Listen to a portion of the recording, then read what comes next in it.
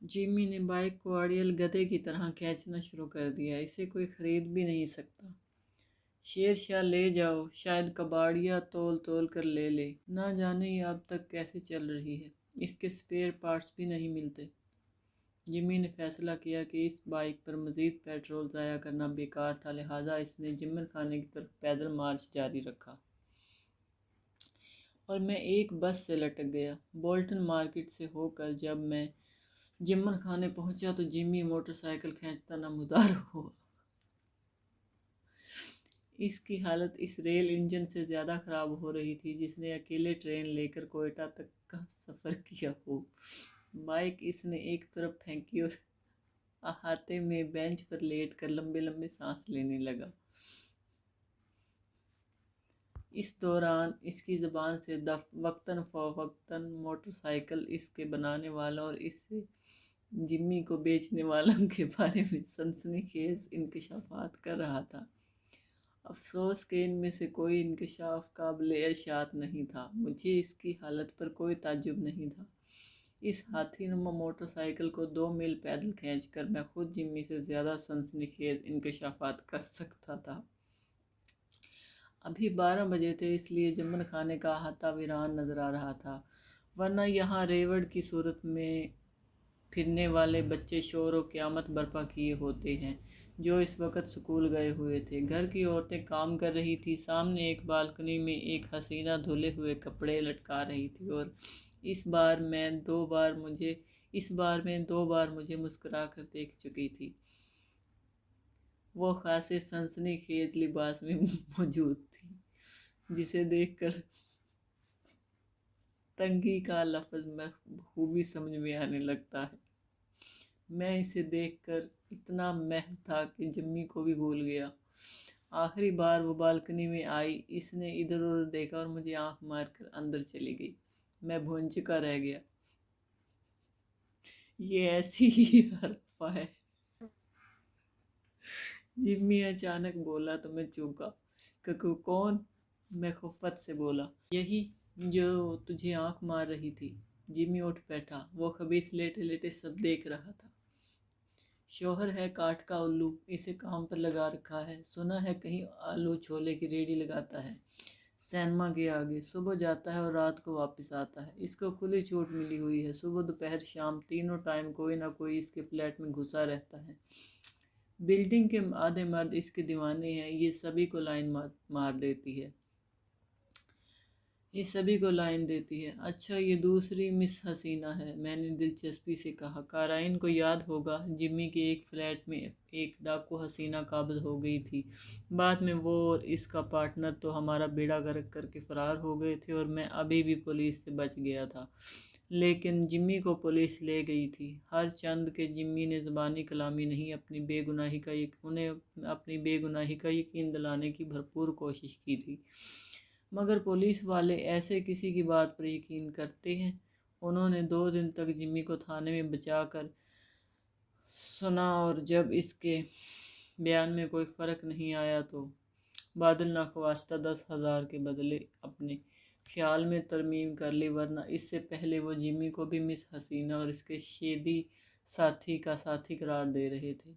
इनका तीसरा साथी जो फ्लैट में मारा गया था, पुलिस इस कत्ल को भी जिम्मी के खाते में लिखना चाहती थी, मगर इसकी खुशकिस्मती कि मिस हसीना और शेदी गिरफ्तार हो गए और अब पुलिस वाले इनकी तरफ मतवज्जा थे। ख़ास तौर से मिस हसीना से तफ्तीश करने का हर कोई मुश्ताक था। मजबूरन उन्होंने जिम्मी को छोड़ दिया। मिस हसीना के जिक्र पर जिम्मी खफा नज़र आने लगा। ये कौन सा मौका है इस खबीस औरत को याद करने का? ये वाली हसीना भी मुझे मशकूक नज़र आती है। मुमकिन है इसका घर वाला कोई मंशियात फरोश हो, आलू छोले के बहाने कोई पुड़िया बेचता हो। जिम्मी का रंग उड़ गया। खुदा के लिए जलील, इसने बिलबुला कर कहा, आखिर तू हमेशा मनहूस बात क्यों करता है? अगर ये सचमुच मंशियात फरोश निकला तो इस बार मुझे थाने से आना नसीब ना होगा। आमीन। मेरा मतलब है खुदा ना करे। खैर दफ़ा करिए, बता तू मेरे घर क्यों आया था? मुझे पता नहीं। तुझे पता नहीं मेरी अम्मा के बारे में? पहले ही मेरे 2 दोस्त मारे जा चुके हैं, तू बच गया। جمی ڈر گیا۔ کیا پستول ہے ان کے پاس؟ اس سے بھی زیادہ خطرناک چیز، میں نے کہا۔ البتہ یہ وضاحت نہیں کی کہ وہ خطرناک چیز بیلن ہے، جو اماں نے 2 بار راجہ کو مارا تھا۔ دونوں بار انہیں نقصان بیلن کا اٹھانا پڑا تھا۔ جمی پھر بلبلایا۔ جلیل، منحوس کہیں کہ اگر تو مجھ سے اسی طرح ملتا رہا تو کسی دن میرا جنازہ اٹھایا جائے گا۔ آمین، میرا مطلب ہے خدا نخواستہ۔ میں نے کیا ویسے تیرے جنازے کے لیے لفظ ڈھونڈنا زیادہ مناسب رہے گا، اور شاید تجھے کرین سے قبر میں اتارا جائے گا۔ تیری قبر بھی 2 قبروں کی گنجائش کی ہوگی، اسی مناسبت سے کفن دفن کا خرچہ بھی بڑھ جائے گا۔ جمی کا چہرہ سفید پڑ گیا۔ اب معلوم نہیں اپنی وفات کے تصور سے کیا موقع پر پیش آنے والے متوقع اخراجات کے خوف سے۔ اس کے بعد اس نے خونی نظروں سے مجھے گھورا۔ منحوس شخص، اب کہ تو نے منہ سے ایک لفظ نکالا تو میں اپنا ارادہ ملتوی کر دوں گا۔ جمی رونے کے قریب ہو گیا۔ خدا کے لیے جلیل، اپنی بکواس بند کر، تیری باتیں سن کر میرا ہارٹ فیل ہونے لگا ہے۔ یعنی تیرا ارادہ بن رہا ہے؟ میں نے کہا مارا۔ خیر تو سنا، کیا کہہ رہا تھا؟ تیرا مرثیہ، جمی پنا کر بولا۔ پھر اسے اصل بات یاد آئی تو اس کا لہجہ بدل گیا۔ جلیل، وہ تو کوئی آئیڈیا دے رہا تھا۔ آئیڈیا؟ میں نے انجان بن کر کہا۔ کس بارے میں؟ بکروں کے بارے میں۔ جمی نے ضبط سے کام لیا۔ کن بکروں کے بارے میں؟ اس دفعہ وہ ضبط سے کام نہ لے سکا۔ اس نے مجھے بتایا کہ وہ کن بکروں کے بارے میں بات کر رہا تھا، جن کے بارے میں اردو میں خاصے ناقابل اشاعت محاورے مشہور تھے۔ آخر اس نے چیخ کر کہا، تمہارے والد ماجد بکرے جو تم خریدنے آئے تھے، حالانکہ صورت سے وہ تمہارے والد ماجد سے ملتے ہیں۔ وہی سرما زدہ سیاہ آنکھیں، ویسی ہی چگی داڑھی، اور آواز بھی وہ بکروں جیسی ہی نکالتے تھے۔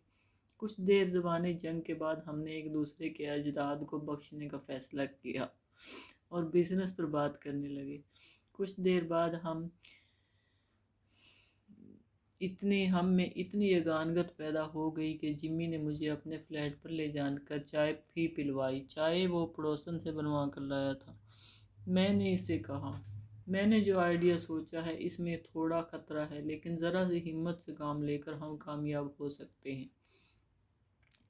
خطرے کا سن کر جمی کے وسیع و عریض چہرے پر ہوائیاں اڑنے لگی تھی۔ کیسا خطرہ؟ پکڑے جانے کا؟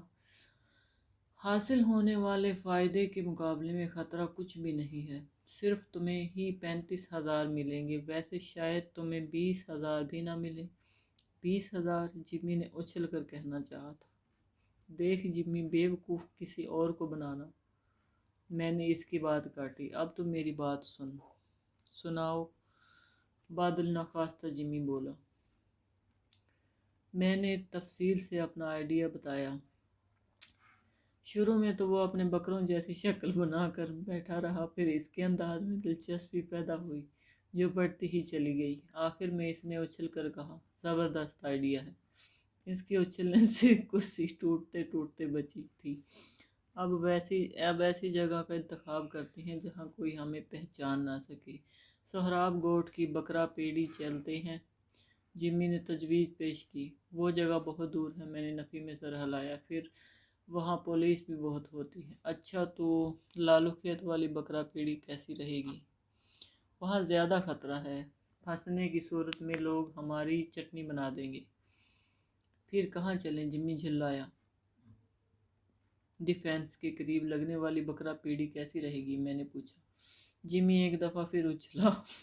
اس دفعہ لکڑی کی کرسی اس کے بوجھ سے ٹوٹ گئی۔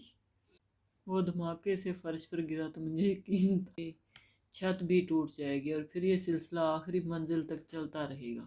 جمی تو مارا جاتا ہے، اس کے ساتھ نہ جانے کتنے بے گناہ مارے جاتے، لیکن انگریزوں کے دور کی بنی یہ عمارت میرے اندازے سے زیادہ مضبوط تھی۔ ایک اور سانحہ برداشت کر گئی۔ جمی نے اٹھتے ہوئے خفت سے کرسی کو گالیاں دی۔ اس بیچاری کا کیا قصور ہے؟ میں نے افسوس سے کرسی کی طرف دیکھتے ہوئے کہا، جس کے چاروں پائے ذبح ہو جانے والے بکرے کی طرح الگ الگ پڑے تھے۔ غالباً یہ والد ماجد کی نشانی تھی۔ اماں کے جہیز کے ساتھ آئی تھی۔ جمی نے آہ بھری۔ آج ان کی روح تڑپ گئی ہوگی۔ ایسی 12 کرسیاں تھیں گویا ان کی روح 12 مرتبہ تڑپی ہوگی۔ میں نے کیا پوچھا تھا؟ خیر میں نے کیا پوچھا تھا؟ ڈیفنس کی بکرا پیڑھی کے بارے میں۔ جگہ بہترین ہے، پیسے والے لوگ آئیں گے، بس ایک مسئلہ ہے، تیرے بکرے وہاں کے قابل نہیں لگتے۔ خیر ان کو سجا سنوار کر لیں گے۔ پھر ٹیڈی نسل کے بکرے بھی تو ہوتے ہیں، کوئی پوچھے تو کہہ دینا کہ ٹیڈی نسل کے بکرے ہیں، ان کا گوشت ہرن سے بھی زیادہ لذیذ ہوتا ہے۔ ٹیڈی یہ کون سی نسل ہوتی ہے؟ جمی نے مجھے مشکوک نظروں سے دیکھا۔ یہ تو مجھے بھی نہیں پتہ، میں نے اعتراف کیا، لیکن کہنے میں کیا حرج ہے؟ حرج یہ ہے کہ کوئی بکرا شناخت نکلایا تو جمی بھنایا تو تم اس سے بڑے بکرا شناس بن جانا، بات تمہاری مانی جائے گی۔ آخر بکرے تمہارے ہی ہیں، تو بلکہ ایسا کرنا کہ ایسے کسی موقع پر راجہ کو آگے کر دینا، وہ خود بھی نپٹ لے گا۔ راجہ؟ جمی یک لخت برہم نظر آنے لگا۔ وہ مردود کس خوشی میں میرے ساتھ ہوگا، کیونکہ وہ ہمارا دوست ہے اور اس کے بغیر یہ کام ممکن نہیں ہوگا۔ ہرگز نہیں، راجہ اس منصوبے میں شامل نہیں ہوگا، جمی نے ہٹ دھرمی سے کہا۔ تو پھر اللہ حافظ، میں نے اٹھتے ہوئے کہا۔ شہر میں اور بھی لوگوں کے پاس بکرے ہیں، میں تو یاری کا خیال کر کے تیرے پاس آ گیا تھا۔ جلیل میری بات سن، جمی نے فوراً لہجہ بدل لیا۔ راجہ دیکھ، راجہ اپنا بھی یار ہے، لیکن خواہ خواہ کا ایک حصے دار پیدا ہو جائے گا، راجہ کو صرف ایک بکرا ہی کافی ہوگا۔ ٹھیک ہے، جمی نے مرے ہوئے انداز میں کہا اور فوراً شرط عائد کر دی۔ مجھے پورے 35,000 ملنے چاہیے، اس کے بعد تو چاہے تو راجہ کو اونٹ یا ہاتھی بھی دلوا سکتا ہے۔ کاش کہ ہاتھی کی قربانی جائز ہوتی۔ میں نے اس کی طرف دیکھ کر کہا، میں تجھے ہاتھی نظر آتا ہوں؟ اس نے ناراض ہو کر کہا، نہیں یار، میں تجھے ہاتھی سے ملا سکتا ہوں، وہ تو بڑا معزز اور شاہی جانور ہے۔ ظاہر ہے جمی ناراض ہو گیا۔ شرن و معمول کے مطابق میری منتظر تھی۔ اس کے حسین چہرے پر تشویش چھائی ہوئی تھی، جیسے چاند پر ہلکی سی بدلی، لیکن اس کے بدن سے لہسن، پیاز اور مچھلی کی جو ملی جلی مہک آ رہی تھی، اس نے مجھے 2 فٹ دور رہنے پر مجبور کر دیا۔ وہ باورچی خانے سے آ رہی تھی، یا اس نے سازش کے تحت یہ پرفیوم لگایا تھا تاکہ میں اس سے ایک فاصلے تک رہوں اور زیادہ فری ہونے کی کوشش نہ کروں۔ جلیل تو آج کل کن چکروں میں رہتا ہے؟ صبح سے شام تک غائب رہنے لگا ہے۔ شنوں کے لہجے میں تشویش تھی۔ پیاری شنوں، مرد ساری عمر ایک ہی چکر میں رہتا ہے اور اسی کے لیے اتنے پاپڑ بیلتا ہے، یعنی بنت ہوا۔ میں نے اس کے چہرے پر نظریں جما کر کہا تو وہ شرمانے لگی اور اس نے روایتی سا سوال کیا، ایسی کیا دیکھ رہی ہو؟ یہ خاصا اکسانے والا سوال تھا۔ یعنی آپ نے کیا کیا دیکھا؟ ظاہر ہے میں نے جو دیکھا اور جس نظر سے دیکھا اسے بیان کر دیتا تو اندیشہ نقص امن پیدا ہو جاتا۔ شک دل میں خوش ہوتی رہی۔ وہ شنوں بے شک دل میں خوش ہوتی، لیکن اوپر سے بے شرمی کے اس مظاہرے پر خفا ضرور ہوتی۔